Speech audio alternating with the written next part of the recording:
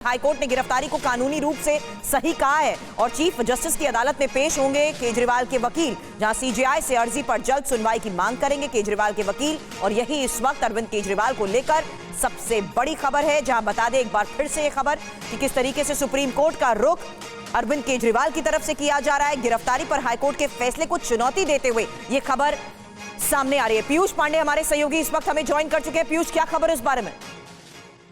बिल्कुल सुरभि, देखिए अरविंद केजरीवाल के खिलाफ जो दिल्ली हाईकोर्ट ने फैसला दिया है, उसके खिलाफ जो याचिका अरविंद केजरीवाल की ओर से सुप्रीम कोर्ट में दाखिल की जा रही है, उसकी प्रक्रिया पूरी की जा रही है। 10:30 बजे उनकी ओर से जो वकील हैं अभिषेक मनु सिंघवी, वो सीजेआई की कोर्ट में ये मामला मेंशन करेंगे और जल्द सुनवाई की मांग करेंगे। चूंकि याचिका दाखिल करने के बाद भी कई दिनों बाद मामले की सुनवाई होती है, तो ऐसी स्थिति में जल्द सुनवाई की मांग तत्काल की जाएगी और याचिका दाखिल करने की खानापूर्ति आज पूरी कर ली जाएगी। क्योंकि इस मामले में जो हाईकोर्ट का ऑर्डर है, वो रजिस्टर्ड ऑर्डर अभी नहीं प्राप्त हुआ है अरविंद केजरीवाल पक्ष को, और जैसे ही वो ऑर्डर मिल जाएगा उसके बाद याचिका की दाखिल करने की खानापूर्ति भी पूरी हो जाएगी।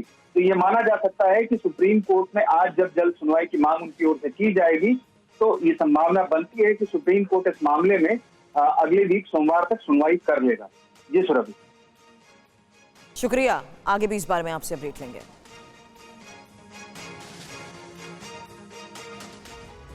और जेल में बंद अरविंद केजरीवाल पर ईडी के सूत्रों से एक बड़ी खबर है। 2 महीने में चार्जशीट फाइनल कर सकती है ईडी। बड़ी जानकारी, मई जून के अंत तक केजरीवाल पर चार्जशीट। ईडी चाहती है जल्द ट्रायल हो। शराब घोटाला केस में गिरफ्तारियां लगभग पूरी।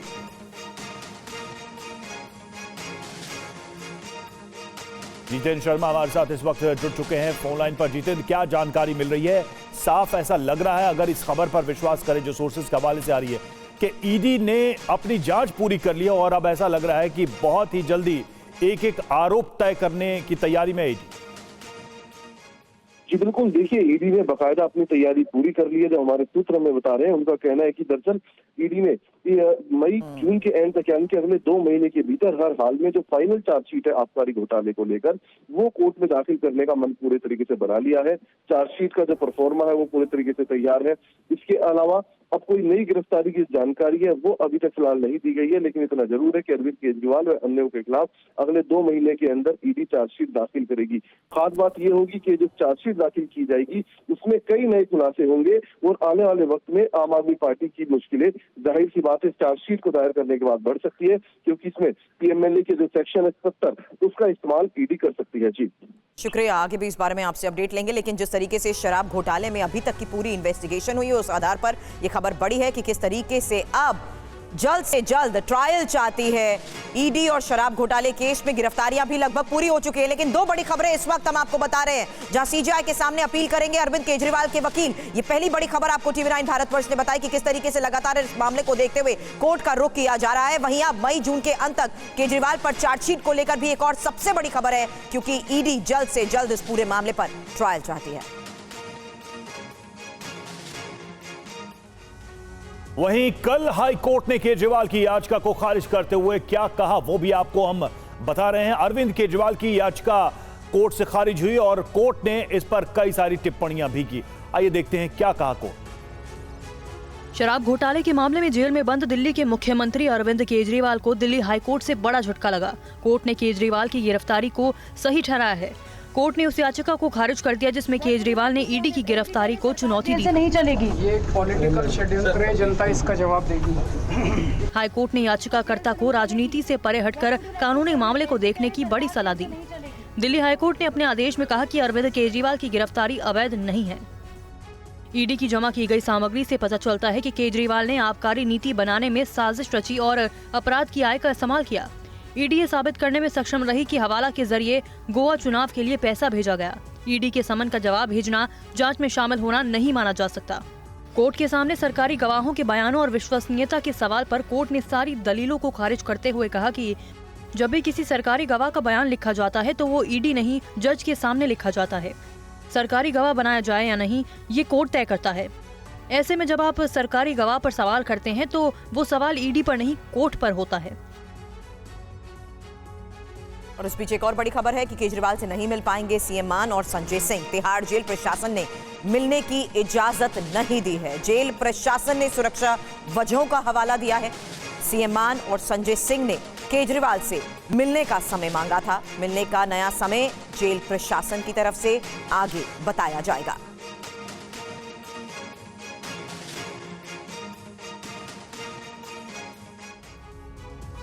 और अरविंद केजरीवाल की याचिका कोर्ट से खारिज होने पर बीजेपी ने क्या कहा और आम आदमी पार्टी ने इस पर क्या जवाब दिया, आइए सुनते हैं।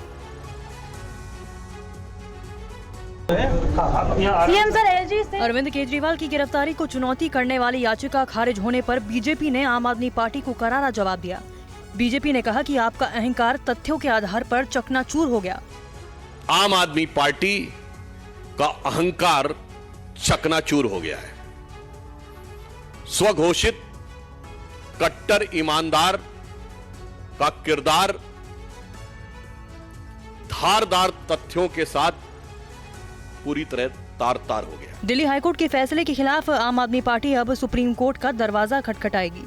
हम सुप्रीम कोर्ट जाएंगे और हमें सुप्रीम कोर्ट पे बहुत भरोसा है कि जैसे माननीय सुप्रीम कोर्ट ने संजय सिंह जी को रिलीफ दिया, लाख हाई कोर्ट के फैसले के बाद संजय सिंह जी को रिलीफ दिया, हमें पूरी उम्मीद है कि अरविंद केजरीवाल जी के मामले में माननीय सुप्रीम कोर्ट रिलीफ देगा। और एक और बड़ी खबर बता दें, केजरीवाल से जेल में मुलाकात को लेकर खबर यह है कि आप सोर्सेस की तरफ से दावे हो रहे हैं कि अचानक मुलाकात को रोका गया है। भगवंत मान संजय सिंह को मुलाकात का पहले समय मिला था, सारी औपचारिकताएं भी पूरी हो गई थी, दोपहर 1 बजे मिलने का समय दिया गया था।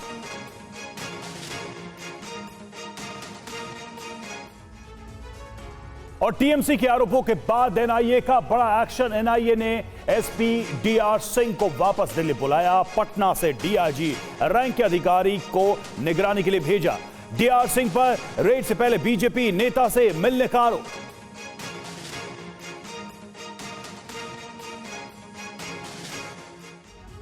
और टीएमसी नेताओं को एनआईए नोटिस को लेकर भी सियासत गर्म है। बड़ी खबर बता दें, टीएमसी एनआईए के खिलाफ सुप्रीम कोर्ट में जाने की तैयारी में है।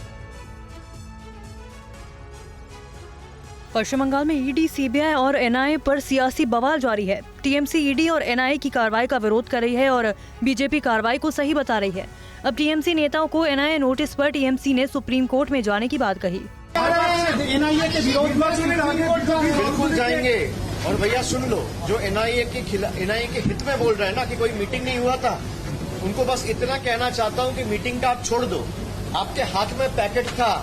बीजेपी का जो आदमी गया एनआईए का ऑफिसर के घर में, वो सफेद शर्ट पहन के हाथ में पैकेट लेके घुसा है और जब निकला है तो बिना पैकेट के निकला है। इसका हाई क्वालिटी फुटेज भी सुप्रीम कोर्ट में हम लोग देंगे। उसका हिम्मत है तो फिर उसको जो बोलना है वो कोर्ट में बोले। टीएमसी ने आरोप लगाया था कि बीजेपी नेता जितेंद्र तिवारी एक पार्सल के साथ एनआईए एसपी धनराम सिंह से उनके कोलकाता स्थित आवास पर मिले थे। आपको बता दें कि बंगाल में एनआईए टीम की कार्रवाई पर आर पार जारी है। बंगाल के मेदिनीपुर में एनआईए टीम पर एफआईआर भी दर्ज की गई थी। महिला ने अधिकारियों पर मारपीट, बदतमीजी और घर में तोड़फोड़ का आरोप लगाया था। और लोकसभा चुनाव से पहले कांग्रेस नेता रणदीप सुरजेवाला को बड़ा झटका लगा। हेमा मालिनी पर दिए बयान के बाद उनकी मुश्किलें बढ़ती नजर आ रही हैं। एमएलए एमपी क्यों बनाते हैं? ताकि वो हमारी आवाज उठा सके, हमारी बात मनवाए, इसीलिए बनाते होंगे। कोई हेमा मालिनी तो है नहीं। कांग्रेस नेता रणदीप सुरजेवाला ने ये बयान हरियाणा के कुरुक्षेत्र में पिछले हफ्ते दिया था। बीजेपी सांसद हेमा मालिनी के खिलाफ उनके बयान पर चुनाव आयोग ने पार्टी को नोटिस जारी कर जवाब मांगा था, जिसकी मियाद आज शाम 5 बजे खत्म हो रही है। चुनाव आयोग ने कांग्रेस अध्यक्ष मल्लिकार्जुन खड़गे से पूछा है कि इस मामले में अब तक उन्होंने क्या किया। दरअसल रणदीप सुरजेवाला तब बीजेपी के निशाने पर आ गए थे जब पार्टी के IT cell chief Amit Malviya ने एक्स पर सुरजेवाला का एक आपत्तिजनक बयान वाला वीडियो शेयर किया। वीडियो में कांग्रेस नेता को हेमा मालिनी के बारे में कुछ आपत्तिजनक टिप्पणी करते हुए देखा गया था। एमएलए एमपी क्यों बनाते हैं? ताकि वो हमारी आवाज उठा सके, हमारी बात मनवाए, इसीलिए बनाते होंगे। कोई हेमा मालिनी तो है नहीं। हेमा मालिनी ने इस मामले पर कड़ी आपत्ति जाहिर की थी। Priyanka ji should tell that person who spoke like this, उनको समझाना चाहिए। Priyanka ji should tell him not to talk like. और बड़ी खबर यह कि आज तमिलनाडु और महाराष्ट्र में प्रधानमंत्री मोदी की चुनावी जनसभाएं हैं। प्रधानमंत्री मोदी तमिलनाडु के वेल्लोर और पोलाची में करेंगे चुनाव प्रचार। महाराष्ट्र के रामटेक में चुनावी जनसभा प्रधानमंत्री नरेंद्र मोदी करेंगे। प्रधानमंत्री मोदी धुआंधार प्रचार में जुटे हैं। पीएम मिशन 400 पार के नारे के साथ जनता के बीच जा रहे हैं। आज पीएम मोदी तमिलनाडु और महाराष्ट्र के दौरे पर हैं। पीएम 10:30 बजे तमिलनाडु के वेलूर पहुंचेंगे। इसके बाद दोपहर 1:45 बजे मेट्टुपालयम में चुनावी सभा को संबोधित करेंगे। तमिलनाडु के बाद पीएम महाराष्ट्र के नागपुर जिले के रामटेक जाएंगे। यहां पर शाम 6 बजे पब्लिक मीटिंग करेंगे। इससे पहले देर शाम पीएम मोदी ने चेन्नई में एक रोड शो किया था, जिसमें भारी भीड़ उमड़ी थी। चेन्नई के लोगों ने पीएम मोदी का दिल खोलकर स्वागत किया। रोड शो में तमिलनाडु ने अपना मूड बता दिया। मोदी के साथ राज्य के बीजेपी अध्यक्ष के अन्नामलाई और पूर्व गवर्नर तमिलिसाई सुंदरराजन भी मौजूद थे। बीजेपी ने यहां से अन्नामलाई को कोयम्बटूर और तमिलिसाई को साउथ चेन्नई से टिकट दिया है। इससे पहले पीएम मोदी ने पीलीभीत में एक जनसभा को संबोधित किया। 10 साल के कार्यकाल में ये पहला मौका था जब प्रधानमंत्री मोदी यहाँ पहुँचे थे। सभा को संबोधित करते हुए उन्होंने विपक्षी गठबंधन को घेरा। कांग्रेस ने जो घोषणा पत्र बनाया है वो कांग्रेस का नहीं, ऐसा लगता है मुस्लिम लीग का घोषणा पत्र दिखता है। और गृह मंत्री अमित शाह आज पश्चिम बंगाल के दौरे पर जा रहे हैं। शाह प्रदेश अध्यक्ष सुकांत मौजूमदार के समर्थन में रैली करेंगे। क्या कार्यक्रम है, आइए देखते हैं इस रिपोर्ट। बीजेपी मिशन 400 के लिए कोई कसर नहीं छोड़ रही। जैसे जैसे चुनाव नजदीक आ रहे हैं, प्रचार अभियान की रफ्तार तेज होती जा रही है। बीजेपी की नजर पश्चिम बंगाल के 42 सीटों पर है। चुनाव की तारीखों के ऐलान के बाद से पीएम मोदी खुद कई बार बंगाल जा चुके हैं। अब गृह मंत्री अमित शाह ने भी पश्चिम बंगाल में मोर्चा संभाल लिया है। शाह आज बंगाल के दौरे पर जा रहे हैं, जहां कई जनसभा को संबोधित करेंगे। शाह बालूरघाट में रैली को संबोधित करेंगे। बालूरघाट में रैली के जरिए राज्य में अपने चुनावी अभियान की शुरुआत करेंगे। बालूरघाट से बीजेपी के प्रदेश अध्यक्ष सुकांत मजूमदार उम्मीदवार हैं। मजूमदार के समर्थन में अमित शाह जनता से वोट की अपील करेंगे। लोकसभा चुनाव के पहले चरण में उत्तर बंगाल की 3 लोकसभा सीटें कूच बिहार, अलीपुरद्वार और जलपाईगुड़ी में 19 अप्रैल को मतदान होना है, जबकि दूसरे चरण में भी 26 अप्रैल को उत्तर बंगाल की 3 सीटें दार्जिलिंग, रायगंज और बालूरघाट में मतदान है। बीजेपी की नजर हर चुनाव क्षेत्र पर है, इसलिए पार्टी के बड़े नेता एक एक सीट पर प्रचार कर रहे हैं ताकि मिशन 400 पार में कोई बाधा न हो। बड़ी खबर, पूर्व केंद्रीय मंत्री चौधरी बीरेंद्र सिंह 10 साल बाद कल कांग्रेस में लौट आए हैं और कांग्रेस में वापसी के बाद बीरेंद्र सिंह ने TV9 भारतवर्ष संवाददाता कुमार विक्रांत से बातचीत में क्या कहा, सुनिए। सोनिया गांधी से आपका जो रिश्ता था, राजीव गांधी से रिश्ता था, उसको छोड़ करके शायद हुड्डा के चलते आप उस वक्त मोदी जी के साथ चले गए। मोदी जी का साथ क्यों पसंद नहीं आया आपको और फिर सोनिया का साथ क्यों? परिस्थिति थी वो, अब वो एक बीती हुई बात है, उसको मैं कोई दोहराना नहीं चाहता। लेकिन जो दूसरी बात आपने कही, मोदी जी का साथ छोड़ने की बात नहीं, वैचारिक रूप से जो दोनों की फिलॉसफी है, जो दर्शन है दोनों का, मैं ये समझता था कोई ज़्यादा लंबा चौड़ा फ़र्क नहीं होएगा। लेकिन जब मैं बीजेपी में गया तो मुझे बहुत बड़ा फ़र्क नज़र आया। 75-76 साल का जो हमारा स्वतंत्रता के बाद का इतिहास है, उसमें कहीं ना कहीं कांग्रेस का ये योगदान रहा है कि प्रजातंत्र को मजबूती देने में कांग्रेस ने कभी कोई कोताही नहीं की है। 10 साल लग गए समझने? 10 साल नहीं लगे, साल तो जल्दी लग जाते हैं, लेकिन कोई भी निर्णय समय से ही होता है। और बीजेपी आज जारी कर सकती है 9वीं लिस्ट। यूपी, महाराष्ट्र, पश्चिम बंगाल के उम्मीदवारों के नाम का ऐलान संभव है। मैनपुरी और फिरोजाबाद सीट के नामों की घोषणा हो सकती है। मैनपुरी से जयवीर सिंह का नाम तय। और इसी के साथ आज आ सकती है बीजेपी की 9वीं लिस्ट, वो भी देख लेते हैं। यूपी और महाराष्ट्र के उम्मीदवारों के नाम का ऐलान। पश्चिम बंगाल के 8 से 10 उम्मीदवारों की घोषणा संभव है। पश्चिम यूपी की कुछ सीटों पर उम्मीदवारों के नाम की घोषणा हो सकती है। यूपी के मैनपुरी फिरोजाबाद सीट पर उम्मीदवारों की घोषणा हो सकती है। मैनपुरी से यूपी के कैबिनेट में मंत्री ठाकुर जयवीर सिंह का नाम संभव है। और बड़ी खबर, उत्तर प्रदेश में बीजेपी ने चुनावी प्रचार तेज कर दिया है और पार्टी के कई स्टार कैंपेनर आज चुनावी मैदान में भी प्रचार के लिए उतरने वाले हैं। रक्षा मंत्री राजनाथ सिंह, सीएम योगी आदित्यनाथ, उप मुख्यमंत्री केशव प्रसाद मौर्य कहां पर करेंगे सभा, इस रिपोर्ट में देखिए।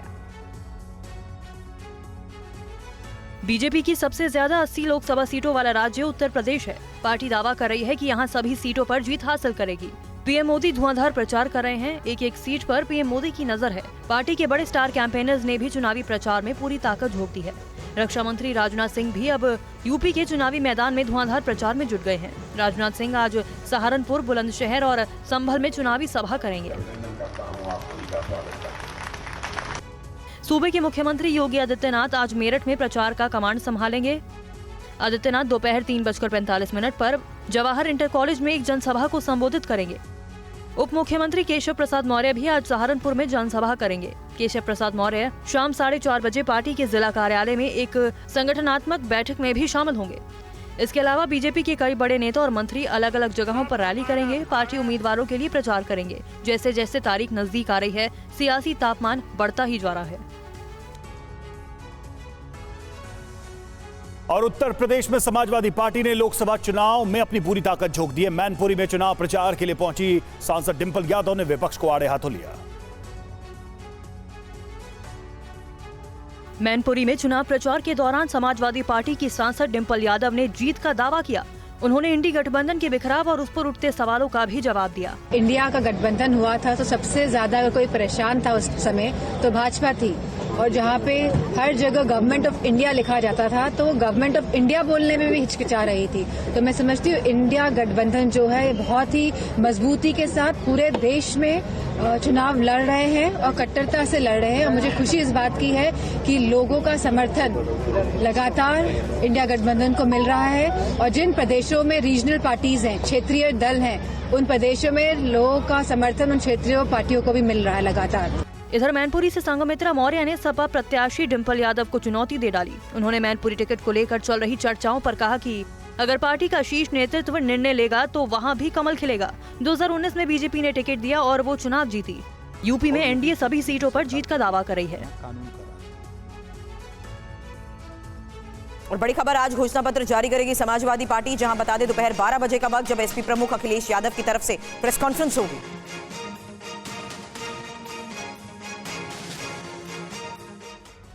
और एक और बड़ी खबर, जहां उत्तर प्रदेश के मैनपुरी सीट से चुनाव लड़ने के सवाल पर बीजेपी के नेता अपर्णा यादव ने क्या कहा, इस रिपोर्ट में देखिए। मैनपुरी समाजवादी पार्टी का गढ़ है। यहाँ इस बार डिंपल यादव चुनावी मैदान में है, लेकिन बीजेपी अभी तक तय नहीं कर पाई है कि डिंपल के मुकाबले किसे मैदान में उतारेंगी। मुलायम सिंह की छोटी बहू अपर्णा यादव ने मैनपुरी सीट से उम्मीदवारी के सवाल पर कुछ ऐसे जवाब दिया। मैनपुरी लोकसभा को लेके कि वहाँ से भी आपको जिम्मेदारी दी जा सकती है, जिसके बाद आपने बयान दिया था, आप वहाँ से डिंपल यादव जो समाजवादी पार्टी से कैंडिडेट हैं, आप उस सीट के बारे में क्या कुछ कहेंगे? देखिए, मेरे से अभी तक पार्टी ने इस विषय पर चर्चा नहीं करी है, और मैं जहाँ तक है यही कहूँगी कि मैं बहुत आदर करती हूँ अपने सभी बड़ों का। राजनीतिक हमारी मतैक्यता नहीं थी, इसलिए हमने अपनी पार्टी बदली, और जहाँ तक है बड़ों का आदर पहले भी था, आज भी है, परंतु पार्टी के उद्देश्य और पार्टी का लक्ष्य जो मुझे है पता, और जो मुझे मैं समझती हूँ कि सारे भारतवासियों का भी एक ही लक्ष्य है कि मोदी जी को हमें दोबारा प्रधानमंत्री बनाना है। इसमें मैं ना पीछे हटी हूँ, ना हट रही हूँ, ना आगे हटूंगी। और राजस्थान के बांसवाड़ा डूंगरपुर सीट पर कांग्रेस को फजीहत का सामना करना पड़ रहा है। वहीं बगीदौरा विधानसभा सीट पर भी अंतर कलह सामने आ गया। 60 सेकंड में देखिए रिपोर्ट। नेता कैसा हो, अरविंद भाई कैसा हो। बांसवाड़ा डूंगरपुर सीट पर अरविंद डामोर चुनावी मैदान में है। डामोर ने आरोप लगाया कि बांसवाड़ा जिला कांग्रेस कमेटी के अध्यक्ष रमेश पांड्या और पूर्व मंत्री और बांसवाड़ा विधायक अर्जुन सिंह बामनिया ने उनको धोखे में रखा और अब गठबंधन के नाम पर उन पर कुर्बानी देने को कह रहे हैं। जब मुझे अगर विड्रॉ कराना था तो अर्जुन सिंह जी और माननीय जिलाध्यक्ष महोदय, इन दोनों को मेरे से फार्म नहीं भरवाना था, किसी और डमी से फार्म भरवाना था। मेरे 17 वर्ष की राजनीतिक कैरियर, मेरी माँ के 40 वर्ष का राजनीतिक कैरियर क्यों दाव पे लगाया इन लोगों ने? क्यों मुझे राजनीति का बलि का बकरा बनाने की कोशिश करी? अगर लोकतंत्र बचाना है तो क्षेत्रीय पार्टी को राष्ट्रीय पार्टी के अंदर गठबंधन करना होगा। बांसवाड़ा डूंगरपुर सीट पर कांग्रेस ने घटक दल भारत आदिवासी पार्टी के विधायक राजकुमार रोत के समर्थन का ऐलान कर दिया है। पीसीसी चीफ गोविंद सिंह डोटासरा ने इस मामले पर चुप्पी साध ली है। कुल मिलाकर अब बांसवाड़ा डूंगरपुर लोकसभा सीट का चुनाव त्रिकोणीय हो गया है। यहाँ बीजेपी ने कांग्रेस से आए पूर्व मंत्री महेंद्रजीत मालविया को उम्मीदवार बनाया है। अपने बेटे और कांग्रेस प्रत्याशी वैभव गहलोत के लिए पूर्व सीएम अशोक गहलोत चुनाव प्रचार कर रहे हैं। सांचौर में उन्होंने एक जनसभा को भी संबोधित किया, लेकिन इस दौरान पार्टी का अंतर्कलह भी सामने आ गया।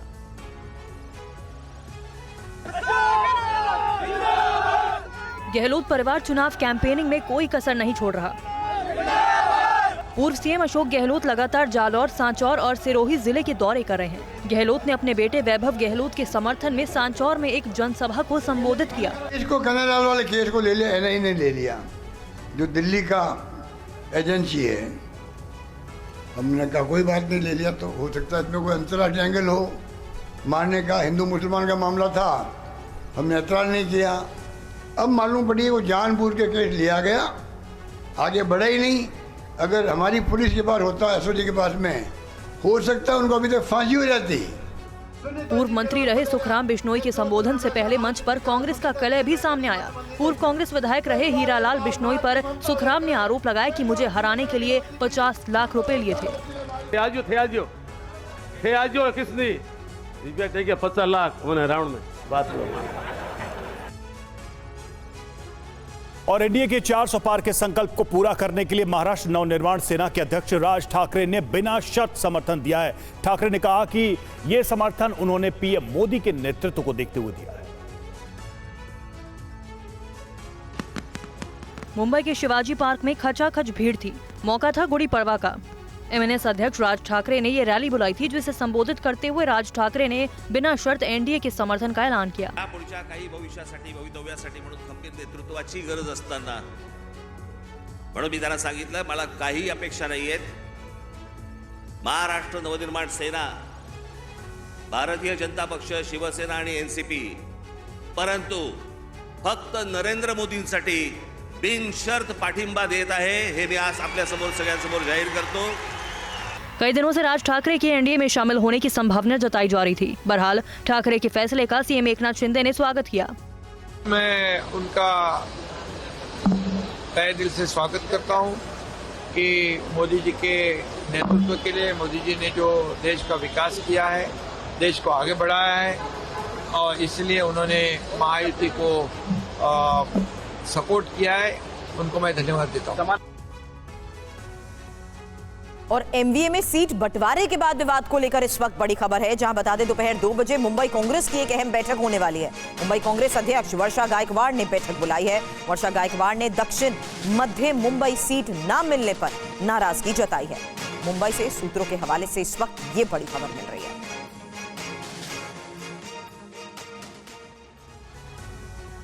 और बड़ी खबर यही थी कि महाविकास अघाड़ी ने लंबी चर्चा और खींचतान के बाद महाराष्ट्र की 48 सीटों पर बंटवारे का ऐलान किया। 60 सेकंड में पूरी रिपोर्ट। महाराष्ट्र में आखिरकार इंडिया गठबंधन के सहयोगी दलों के बीच समझौता हो ही गया। इसके लिए कई दौर तक मंथन हुआ, पार्टियों के बीच विवाद भी हुआ। आखिर में महाविकास अघाड़ी की गाड़ी चुनावी पटरी पर दौड़ लगाने के लिए तैयार हो गई। शिवसेना, ठाकरे, कांग्रेस और एनसीपी शरद गुट के बीच समझौता हो ही गया। सीट समझौते के बाद उद्धव ठाकरे ने चुनावी बिगुल बजाते हुए बीजेपी को कटघरे में खड़ा किया। पहले भी कहा है कि चुनाव अब शुरू हुआ है, चुनाव की तैयारी शुरू हुई है। राष्ट्रीय जनता पार्टी के लोगों ने डराकर, धमकाकर और उनके जो एजेंसीज है, ED, CBI, income tax, red करवाकर चंदा लिया है। वसूली पार्टी, वसूली सेना है। महाराष्ट्र में सीट शेयरिंग के बाद उद्धव ठाकरे बड़े भाई की भूमिका में हैं। 48 में से उद्धव ठाकरे की पार्टी 21 सीटों पर चुनाव लड़ रही है। कांग्रेस 17 और एनसीपी शरद गुट 10 सीटों के साथ चुनावी मैदान में उतरी है। सीट शेयरिंग के बाद उद्धव ने क्या कहा, आइए सुनते हैं। जिस तरीके से उनका प्रचार चल रहा है, तो उन्होंने आजू बाजू देखना चाहिए था कि कितने लोग, भ्रष्ट लोग उनके आजू बाजू में बैठे हैं। एक वॉशिंग मशीन उन्होंने खोली जरूर है, और एक वॉशिंग पाउडर की एड भी आती थी, दाग अच्छे हैं, याद है ना आपको, दाग अच्छे हैं। तो अच्छे दाग वाले लोग या देखते हैं कि किसके ऊपर दाग है, जिसके ऊपर दाग है वो मोदी जी अपने पार्टी में लेते हैं और उनका सम्मान। और आरजेडी ने लोकसभा उम्मीदवारों की पहली लिस्ट जारी करते हुए 22 उम्मीदवारों के नाम का ऐलान किया, जिसमें लालू की बेटी रोहिणी आचार्य और मीसा भारती का नाम भी शामिल है। आरजेडी के खाते में बिहार गठबंधन की 26 सीटें मिली हैं। आरजेडी ने 22 सीटों में से 2 सीटें लालू की 2 बेटियों को दी है। लालू यादव की बेटी रोहिणी आचार्य को सारण और मीसा भारती पाटलिपुत्र सीट का टिकट दिया गया। सारण सीट पर रोहिणी का मुकाबला बीजेपी के राजीव प्रताप रूडी से होगा, जबकि पाटलिपुत्र सीट पर मीसा का मुकाबला बीजेपी सांसद रामकृपाल यादव से होगा। आरजेडी ने गया से सर्वजीत पासवान, नवादा से श्रवण कुमार कुशवाहा, जमुई से अर्चना रविदास, बांका से जयप्रकाश यादव, पूर्णिया से बीमा भारती, दरभंगा से ललित यादव और सुपौल से चंद्रहास चौपाल को मैदान में उतारा है। इसके साथ ही वैशाली से मुन्ना शुक्ला, औरंगाबाद से अभय कुमार कुशवाहा, हाजीपुर से शिवचंद्र राम, अररिया से शाहनवाज आलम, जहानाबाद से सुरेंद्र प्रसाद, मुंगेर से अनीता देवी महतो, उजियारपुर से आलोक कुमार महतो, सीतामढ़ी से अर्जुन राय, मधुबनी से अली अशरफ फातमी, वाल्मीकि नगर से दीपक यादव, शिवहर से ऋतु जायसवाल और माधेपुरा से कुमार चंद्रदीप को टिकट दिया है। आरजेडी ने 3 सीटें वीआईपी को सौंप दी है, जबकि सिवान सीट से आरजेडी ने अपना कोई उम्मीदवार खड़ा नहीं किया है। सिवान से आरजेडी के पूर्व बाहुबली सांसद शहाबुद्दीन की पत्नी हिना साहब निर्दलीय चुनाव लड़ने की घोषणा कर चुकी हैं। अब लालू यादव को लेकर बिहार के उप मुख्यमंत्री ने क्या कहा, तेजस्वी यादव ने बीजेपी पर क्या आरोप लगाए, सुनिए। लोकसभा चुनावी प्रचार में नेताओं के बीच जुबानी जंग जारी है। बिहार के डिप्टी सीएम सम्राट चौधरी ने लालू प्रसाद यादव पर परिवारवाद और भ्रष्टाचार के आरोप लगाए। लालू जी कोई भी मेहनत करे उससे कोई फर्क नहीं पड़ता है। कोई जातीय उन्माद फैलाने का प्रयास वो करते हैं, उनका आदत रहा है, ये आज नहीं, लंबे समय से यही काम वो करते रहे। लेकिन बिहार की जनता जानती है कि लालू जी भ्रष्टाचारी हैं, सिर्फ परिवार के लिए जीते हैं, किसी दूसरे के लिए कुछ नहीं कर सकते। तेजस्वी यादव ने कहा कि बीजेपी धर्म की राजनीति कर रही है। तेजस्वी ने कहा कि भगवान अच्छे लोगों का भला करते हैं। धर्म की राजनीति करते हो, भाजपा वाला बोलेगा हम हिंदू नहीं है तो हिंदू नहीं होंगे। तुम्हारे कहने से हमको भगवान देखो मन में होना चाहिए, साफ मन में होना चाहिए। भगवान तो हर जगह कन-कन में है, अभी भी है, कहीं भी है, लेकिन दिन रात गलत काम कीजिएगा, रात में राम राम लपटिएगा तो भगवान भला करेंगे। और पीएम मोदी ने छत्तीसगढ़ के दुर्ग बस हादसे पर प्रभावित परिवारों के लिए संवेदना जताई है। यह हादसा तब हुआ जब खदान में बस पलट गई। अब तक 12 लोगों की मौत की खबर है। छत्तीसगढ़ के दुर्ग में ये बस हादसा रात करीब 8:30 बजे हुआ, जिसके बाद हाय तौबा मच गई। राहत और बचाव कार्य में जुटी पुलिस के अनुसार लौटते वक्त बस मुरूम खदान में 50 फीट नीचे गिर गई। अभी जो प्रथम दृष्टया दिख रहा है कि बस किसी न कारण से अनियंत्रित हुई है और जो रोड के बगल में एक खाई जैसा खदान टाइप का दिख रहा है, उसमें बस उलट गई है। 12 लोगों की अभी तक डेथ कंफर्म हुई है, 14 लोग अस्पताल में एडमिटेड हैं। बताया जाता है कि बस में मजदूर केडिया डिस्टिलरी कंपनी के 40 कर्मचारी थे। हादसे के बाद उप मुख्यमंत्री विजय शर्मा घटनास्थल पहुंचे और घायलों के हालात का जायजा लिया। डिप्टी सीएम ने चिंता जाहिर की है। उन्होंने कहा कि हादसे के कारणों की जांच की जा रही है। पीएम नरेंद्र मोदी ने हादसे को लेकर सोशल मीडिया पर जारी अपने संदेश में दुख जताया। छत्तीसगढ़ के दुर्ग में हुआ बस हादसा अत्यंत दुखद है। इसमें जिन्होंने अपने प्रियजनों को खोया है उनके प्रति मेरी संवेदनाएं। इसके साथ ही मैं घायलों के शीघ्र स्वस्थ होने की कामना करता हूं। घायलों में कई लोगों की हालत गंभीर बनी हुई है। भारत की कूटनीति का लोहा दुनिया मानती है और एक बार फिर भारत ने कूटनीतिक स्ट्राइक में विजय हासिल की है। म्यांमार में हाल के दिनों में चीन का दखल बढ़ा है। न सिर्फ म्यांमार बल्कि मॉरिशस, मालदीव और पाकिस्तान, हर जगह चीन अपने विस्तारवादी एजेंडे को अंजाम देने में जुटा हुआ है। लेकिन विस्तारवादी और चालबाज चीन को चित करने वाला फुल प्रूफ प्लान भारत ने बना लिया है। और यही बड़ी खबर है जिससे 2 दुश्मन देशों की नींद उड़ गई है, उनका चैन छिन गया है। और वो 2 दुश्मन देश हैं चीन और पाकिस्तान। प्रधानमंत्री नरेंद्र मोदी ने ऐसे कूटनीतिक प्रहार किए कि दुश्मनों के होश फाख्ता। बिल्कुल, तो खबर यह है कि दुनिया में भारत के बढ़ते रुतबे से किस तरह से पाकिस्तान और चीन परेशान हैं। देखिए वो खबर आपके सामने। भारत के कूटनीतिक एजेंडे की जीत ये खबर बता रही है। म्यांमार के सितवे पोर्ट का संचालन करेगा भारत। म्यांमार में चीन के बढ़ते दखल के बीच बड़ी खबर है। आईपीजीएल के पोर्ट संचालन प्रस्ताव को मंजूरी मिली है। ईरान के चाबहार पोर्ट का संचालन पहले से भारत के पास है। और अब देखिए सितवे की कमान मिलने के साथ ही भारत की शक्ति बढ़ी है। और देखिए सबसे बड़ी चिंता तो चीन की होगी, सबसे बड़ी चिंता होगी पाकिस्तान की। भारत पर जहां दूसरे मुल्क भरोसा जता रहे हैं, वहीं दूसरी तरफ भारत की बढ़ती उपस्थिति, भारत के बढ़ते धमक और भारत की बढ़ती ताकत से चीन और पाकिस्तान दोनों परेशान।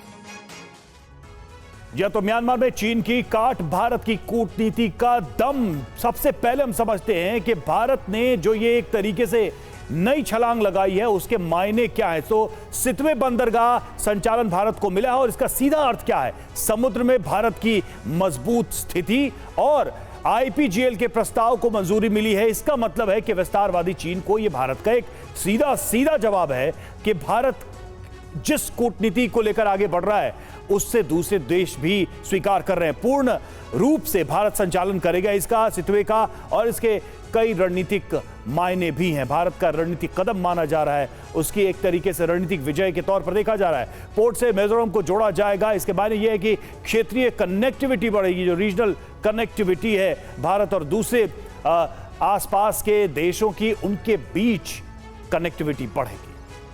और ओमान की खाड़ी के मुहाने पर स्थित ईरान का पहला गहरे पानी का बंदरगाह चाबहार भी भारत संचालित कर रहा है। और अब यह दूसरी बड़ी खबर, सफलता सितवे पोर्ट के संचालन के पूरे अधिकार के रूप में भारत को मिली है।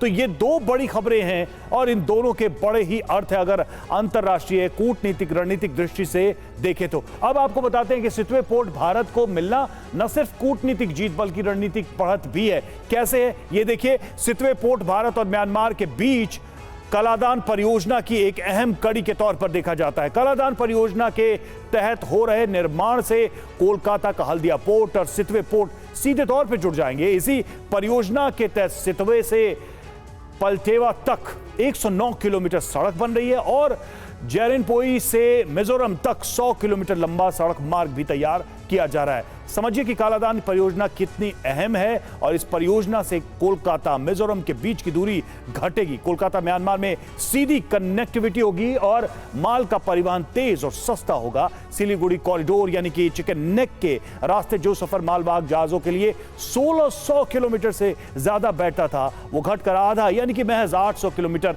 रह जाएगा और पूर्वोत्तर राज्यों को एक वैकल्पिक मार्ग मिलेगा। तो वहीं चीन की चुनौती का सामना करने में भारत को मदद मिलेगी। और अब बात पाकिस्तान से आ रही उस खबर की जिसने पाकिस्तान की इंटरनेशनल बेइज्जती की है। पाकिस्तान के कराची में भिखारियों की संख्या बढ़ी। रमजान में 3 से 4 लाख भिखारी शहर पहुंचे हुए हैं। रमजान के मौके को भुनाने के लिए भिखारी यहां पहुंचे। भिखारियों के लिए कराची माकूल, पाकिस्तान पुलिस का कहना है।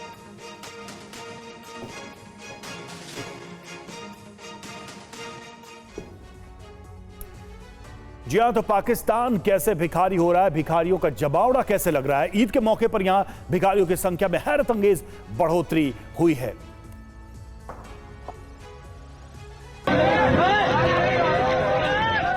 खबर के मुताबिक पाकिस्तान के कराची में भिखारियों की संख्या बढ़ी है। रमजान में 3-4 लाख भिखारी शहर में पहुंचे हुए हैं। ये वो लोग हैं जो दानदाताओं के भरोसे जिंदा हैं। कह सकते हैं कि रमजान के मौके को भुनाने के लिए भिखारी पहुंचे हैं। जियो न्यूज को कराची पुलिस ने जानकारी दी है कि भिखारियों के लिए कराची माकूल जगह है। रमजान का फायदा लेने पहुंचे भिखारियों के बढ़ने से आपराधिक मामले बढ़े हैं। पाकिस्तान में भिखारी पहले से बड़ी समस्या बने हैं। ज्यादातर पाकिस्तानी भिखारी विदेश चले जाते हैं। विदेश में भीख मांगने को ही पेशा बना लेते हैं। दुनिया में अरेस्ट हुए 90% भिखारी पाकिस्तानी बताए जाते हैं। कह सकते हैं कि पाकिस्तान दुनिया भर के भिखारियों का गढ़ बन गया है। भिखारियों ने भीख मांगने को पेशा बना लिया है। पाकिस्तान दाने दाने को मोहताज है। कह सकते हैं कि ईद के मौके पर मुस्लिम देश खुशियां मनाएंगे, लेकिन पाकिस्तान अपने कर्मों को लेकर सोच में डूबा होगा। भिखारियों की आई बाढ़ को देखते हुए कहा जा सकता है कि ईद जैसा त्योहार मनाने के लिए लोगों के पास इतने सामर्थ्य नहीं कि वो इसे खुशी खुशी मना सके। और इंटरनेशनल खबर जो टेंशन को और बढ़ा सकती है। मिडिल ईस्ट में अगला एजेंडा बन सकता है। ईरान के न्यूक्लियर संयंत्र पर हमले के प्लान को लेकर इस वक्त बड़ी खबर है, जहां ईरान पर हमले का प्लान इजरायल बना रहा है। ईरान के बदले की धमकी के बीच ये बहुत बड़ा खुलासा है। पश्चिम के एक सुरक्षा अधिकारी की तरफ से खुलासे को लेकर इस वक्त ये बड़ी खबर मिल रही है।